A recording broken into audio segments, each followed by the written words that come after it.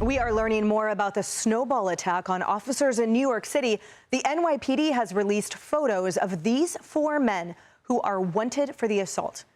One of the photos appears to show a suspect raising an ice-filled block toward an officer. Socialist Mayor Zohran Mamdani continues to downplay the attack.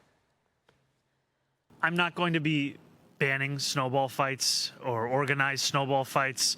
What I saw yesterday in these videos was a snowball fight that got out of hand. I believe that our officers, just like any city workers, deserve respect. And, you know, once again, I think these are the views that I've shared both kind of in public as well as in any conversations I've had. The police union with a much different view, writing in a strongly worded statement, quote, "The mayor's response is a complete failure of leadership. This was not just a snowball fight. This was an assault by adults throwing chunks of ice and rocks that landed 2 police officers in the hospital with head and face injuries.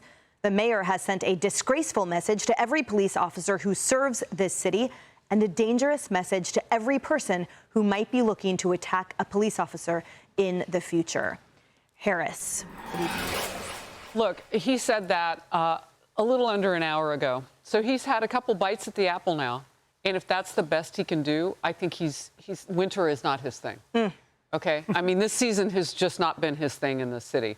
But this is more than just badly removing snow on the last storm and paying people $19 to $30 and requiring 5 forms of ID to shovel for the city. And it felt like something was being shoveled. This is more than that. These people were under attack. Those were criminals attacking them. And this city needs to get tough on that. What happens next time? What if you kill an officer? I mean, what if officers begin to sit down more so than the hundreds of them that are leaving the force each month? Now, many of them retiring, not wanting to do this job, doesn't mean they're all 70. They just don't want to do it in an environment that endangers them. This is more now than campaign speech and rhetoric, which, Ainsley, you brought that up with that last story of the people spinning and blocking traffic, those teenagers. It's similar to that, only these are the people who come, they answer to the call for help. Those groups, the big crowds, were pelting windshields and open traffic. They were going after drivers. Those cops showed up to stop that and took the incoming themselves. It's not right. Mamdani is lost in the snowstorm, and it's not even snowing today. And Ainsley, you live here too. The New York Post editorial board has says exactly. They say this: enough with the jokes, Mamdani. Telling kids it is disgraceful to attack cops is actually your job, sir. Yeah, and he keeps saying these are kids. It was a snowball fight. Okay, they weren't kids. They were between 18 and 20 years old, according to the reports. And then it was not a snowball fight. If it were a snowball fight, it would be fluffy snow that just falls on your shoulders or on your face if you happen to, which you should never do, throw a snowball at someone's face. You don't end up in the hospital with blood. You can see in some of the pictures, they're holding ice. It's like chunks of ice. That's what causes you to bleed. And these are police officers. It goes back to that original story, as you were saying, Harris, when the kids are in front of the police officers' cars. You can't do this to a police officer. You want to know why nobody's signing up to be an officer anymore unless you're in Florida or you're in a red state? It's because they don't get the support. We had a guy on this morning that said, all we want to hear as police officers is, we've got your back. And the mayor is blaming the police officers here and saying, no, this was innocent. They weren't at fault. They need to hear, we have your backs.